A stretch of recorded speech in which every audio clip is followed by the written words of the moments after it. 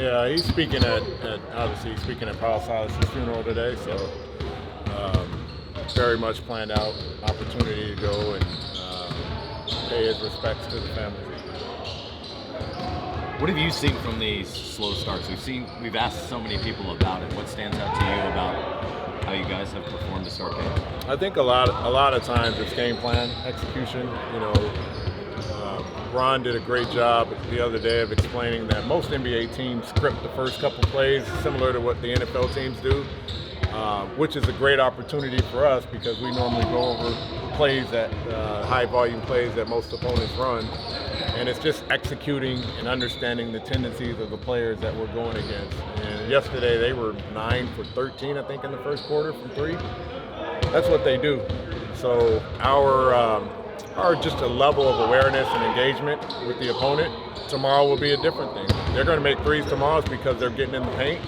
So it's how do we keep the ball from getting in the paint, and how do we get our guys to understand how to take away those tendencies right from the start. Is it just this team's better at figuring something out as the game goes along? I mean, is that the biggest issue? We hope not. I mean, that's a bad situation to be in if that's how you're going to play it. We want to be more of a hit first team. And today's theme was just that. How do we get more force offensively? How do we come up with more 50-50 balls so we give ourselves an opportunity and limit their second chance opportunities?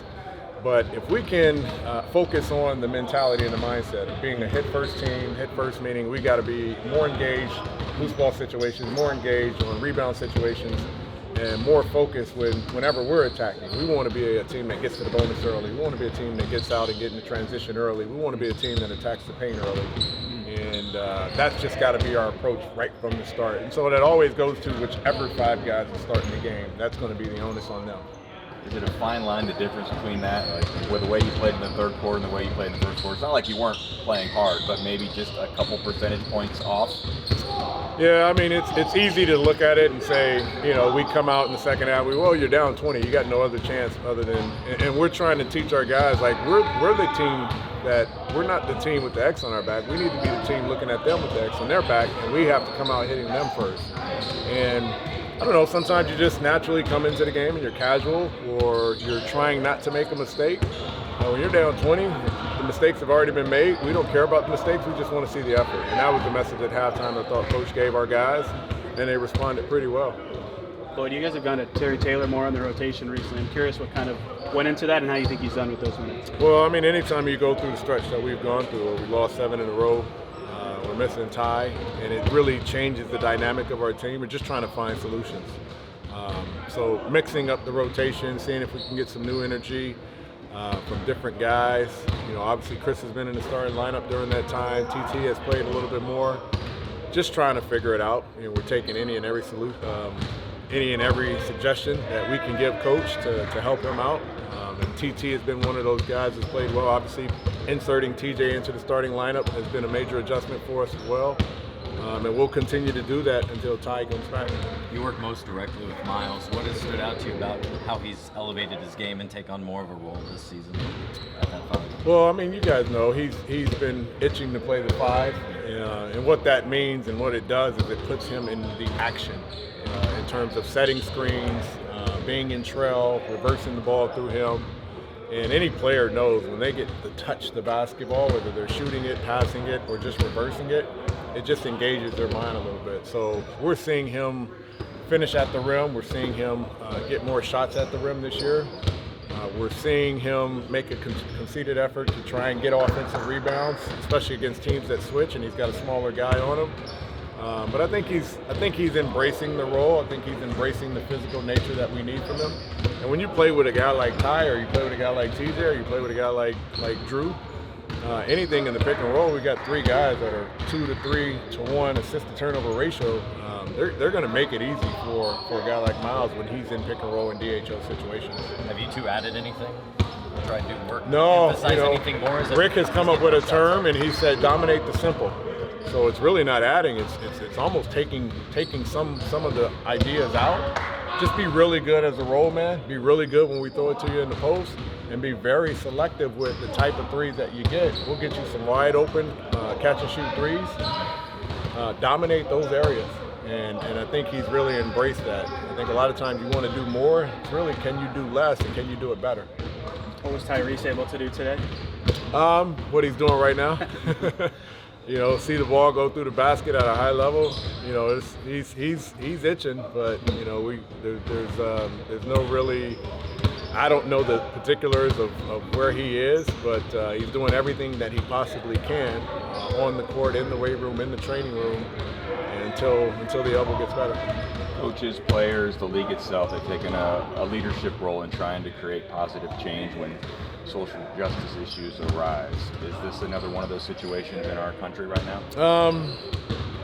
Yeah and no. I don't know if this is a league issue. I think it's a country issue. Obviously, what's going on in Memphis with the Tyree Nichols situation, what's going on in Atlanta with the environmental situation. It's just a reminder that we all have to find ways to do better, and I think the league has always been pretty progressive about listening to the players and their concerns and finding ways to use our platform to address it. We represent the city of Indianapolis. The Grizzlies represent the city of Memphis, and so it's really a call to how can we band together with the Memphis Grizzlies as their city is mourning and in pain right now. And what are the ways of doing that? It's always community outreach. It's always being examples of leadership, and right now we just have to find ways to help our partners in Memphis with what's going on, and it's a tough situation out there today and moving forward, but I think our league has always stood up in those moments, and I think this will be another opportunity to find ways to stand up. Lloyd, what's the message for Isaiah and Jalen, who kind of alternate in and out of the lineup? It's kind of a challenge for one of them to step up and produce more regularly. Professional sports, stay ready. You have to do what is called for you to be ready, and opportunity isn't granted to anyone. And when you do have an opportunity to go in the game, we need those guys to dominate the simple and master whatever minutes they get. So, they flip-flop. One night it's Isaiah, one night it's Sticks. Coach has talked to both of them, and as he does with all of the guys, and they just have to be ready. And regardless of the situation, they have to be ready, and they have to try and really perform at a high level to help our team win. To stick on that, I guess, on the sort of lineup combination things, has it felt like sort of every move you guys have made with lineups has solved one problem and kind of created another? You see one thing lacking, yeah. you make a move that fixes that, but then you get more on ball. The defense, you get smaller. It's like practice. You go through practice, and one team is offensive rebounding. That means the other team isn't defensive rebounding, right? Mm-hmm. Like there's always going to be a problem that arises from change. I know as coaches, you never want to have repeat mistakes. Mm-hmm. So sometimes create a different problem, but let's not have the same problem occur over and over and over again. Mm-hmm. And so sometimes our roster change is built around that. We're in a situation where for some reason we're not starting, so maybe we change. We're in a situation where we're not shooting the basketball well, maybe we get someone else out there. We're in a situation where our defensive coverages are all over the place. Let's see if we can tighten it up, and who's best to tighten it up. So there's always going to be challenges. We're just trying to figure out how to maximize it with our group. We think we have good options all across the board. Sometimes it's going to be somebody, the odd man out, and when you get your opportunity, you got to take advantage of it. We've had conversations in the past about getting off to better starts. I know Rick's been emphasizing it as well. What, as a player, do you think could be done differently in the first quarters? I think just holding each other accountable and making it a point of emphasis for ourselves. It's not something that I think the coaches can tell us to do. It's something that we have to do as a collective. So we're focused on that, and we're gonna get off to better starts. Seems like playing with force is something you do well. So if you're in that starting lineup, is that just something you can think of? Pretend it's the fourth quarter. Pretend we're down 20 and we have to come back. Yeah, myself included, I need to pick up my energy and my force in the beginning of games. Like I said, that's something that I do well for this team, and so I need to make sure that that's on me to get everybody else on that level to start games. You've been questionable with the wrist for a few games now. How has it been dealing with that, and what exactly is going on? It's progressing well. It's slowly taking its time. Taking it day by day, just doing what I can with the training staff to make sure I'm as healthy as I can be for the games. You're good enough to play, but do you feel it when you shoot? Yeah, it was bothering me, especially in the Orlando game for sure. It was bothering me mentally. And then in the last game, I was able to shake it off for the most part. So it's getting better for sure. Aaron, is there one biggest thing you feel like you guys have lost with Tyrese out? He's just a phenomenal passer, ball moving forward, spacer. He's a leader of our team, so it's like losing one of your major voices. So we're excited for him to come back. I know hopefully he'll be back sooner rather than later. But whenever that time is, we'll be better, obviously. I was talking to Jalen about this, but being drafted in 2020, shorter rookie year, less opportunities with your first team. You felt like this was kind of his rookie year. Do you get a similar feeling for you this year? I wouldn't say it's like my rookie year. I would say it's definitely one of the most fun year for me, just from experience standpoint. The team that I'm on, all these guys are fun to be around. So I would say it's definitely been the most fun year for me. Not rookie at all. To go back to the issue of starts, I mean, is there a reason this team is more maybe better being reactive, I guess, than proactive? I mean, is this team does it take a while for you guys to get a sense of what a game is going to be like, and that's what you almost need to get rolling? Seems like it, but we gotta shake that narrative and start being proactive and not reactive, like you said. So. Memphis has to be fresh in your mind. What stands out about what they did well that you need to counteract tomorrow? Physical. They play hard. They play with energy. They play together. So we got to make sure we master energy from the jump for 41 minutes. There have been a few times when you've had good starts and you've talked about hitting first and whatnot. What do you look back and say, okay, this is what we do well when we do that? What does that look like? The whole game just picks up. We're one of the fastest playing teams in the league, and if we play with energy on the defensive side of the ball, we can get out quicker on offense, and that causes problems for anybody who's playing us. And so if we have that mindset, we'll be able to run teams out the gym. I was walking over here, and someone was asking about, how you were feeling, how you were playing the last couple weeks, and I said, I feel like he's happier, he's smiling more. Do you feel like that's accurate, and does that carry over to the court? For sure. You guys can see it. I'm doing better. I'm feeling better. And I'm playing better. A lot of people pointed to that Memphis game, but in general, it's been pretty consistent that you are in a rhythm. You just feel like now you're just playing basketball instead of thinking about it. Yeah, I'm just letting the game come to me. Just trying to go out there and do my job, do what I can defensively, trying to get it going, and just do what I can. Obviously, you started a lot last year. This year, you had a lot of times coming off the bench the last 2 games in the starting lineup. Any difference when you start, when you come off the bench? I always say that, I don't like being on the bench.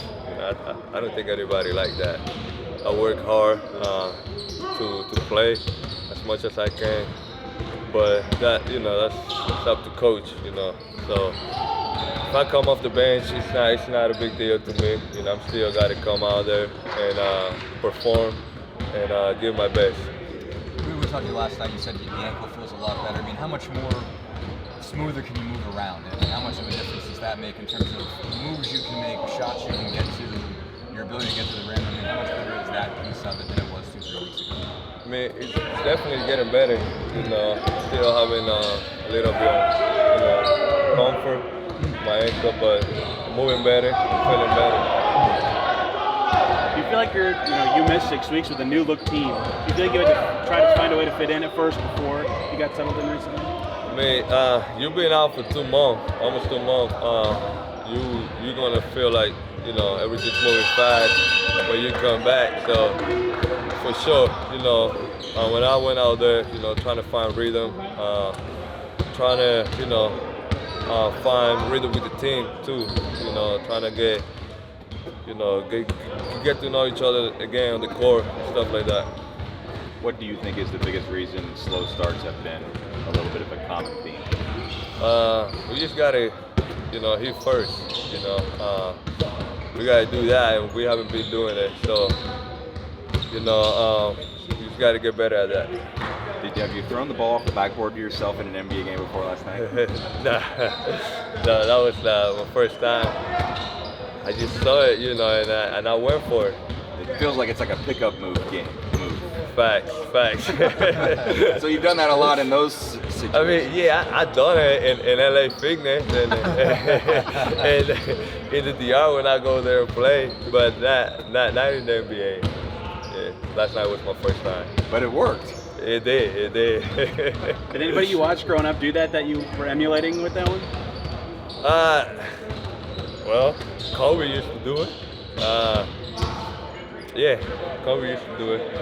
Yeah. Any point of emphasis from today's practice that stands out? Pretty much today was just a focus on us day, you know. I mean, you can only scout the team so much. At the end of the day, you got to get back to your principles, get back to your base, and make sure that you're locking in on how you play and not as much worrying about what they do.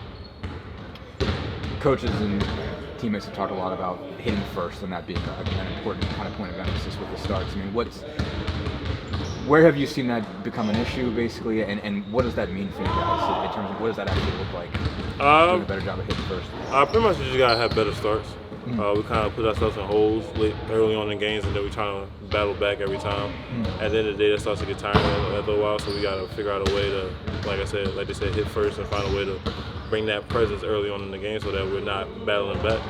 What is it that takes this team a while to find itself in the course of the game? Obviously, you eventually do. You guys shot 66% from the field in the second half, but what takes you guys a while to get a rhythm and a flow to what you're doing? I mean, like I said, we just start slow, you know. We come out lackadaisical, and we kind of like it triples down into a slippery slope. And then, like I said, at the end of the time, we're battling back, and I feel as though that we just got to find a way to get going early, bring that energy early, and bring that intensity early, so that we're not in those situations in late game. Jalen, how have you tried to handle the last month and a half where you're kind of in and out of the rotation, going back and forth with Isaiah? How challenging, how unique has that been for you? Just being ready. At the end of the day, that's all it's about. You know, we all professionals.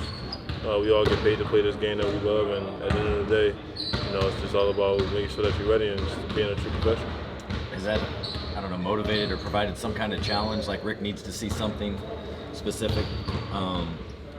Is that kind of what you're trying to show when you are out there? I was just playing my game, you know.